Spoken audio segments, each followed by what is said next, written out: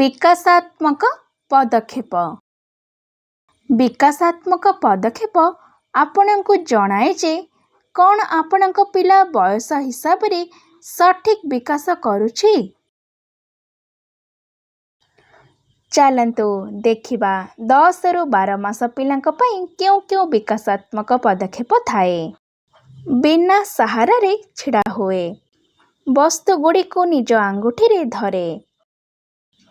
କପଡ଼ା ତଳେ ଲୁଚା ଯାଇଥିବା ବସ୍ତୁ ଖୋଜିଥାଏ। ବସ୍ତୁଗୁଡ଼ିକୁ ନିଜ ଭାଷାରେ କହି ଆଙ୍ଗୁଠିରେ ନିର୍ଦ୍ଦେଶ କରେ। କୋଳରେ ଉଠାଇବା ପାଇଁ ନିଜ ବାହୁ ମେଲାଇଥାଏ। ଧ୍ୟାନ ଦିଅନ୍ତୁ, ଜଣେ ବାପା ମା' ହେବା ଦୃଷ୍ଟିରୁ ଏହା ବୁଝିବା ମହତ୍ତ୍ୱପୂର୍ଣ୍ଣ ଯେ କୌଣସି 2 ଜଣ ପିଲା ସମାନ ରୂପରେ ବିକଶିତ ହୁଅନ୍ତି ନାହିଁ। ପ୍ରତ୍ୟେକ ପିଲାର ବୁଦ୍ଧି ଏବଂ ବିକାଶ ବାକି ସମାନ ବର୍ଷର ପିଲାଙ୍କ ତୁଳନାରେ ଅନ୍ତର ହୋଇପାରେ।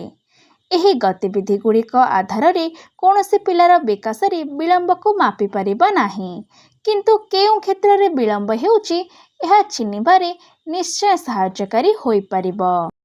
ନିଜ ପିଲା ବିଷୟରେ ଅଧିକ ଜାଣିବା ପାଇଁ ନିକଟରେ ଥିବା ଡାକ୍ତରଙ୍କ ସହ ଯୋଗାଯୋଗ କରନ୍ତୁ।